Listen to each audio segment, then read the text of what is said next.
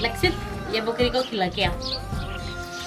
Mummy इतने बड़े बड़े हम नहीं खा सकते तो जानवरों को क्यों खिलाया? जानवरों के जीव नहीं है क्या? छोटे छोटे करके दो इनको।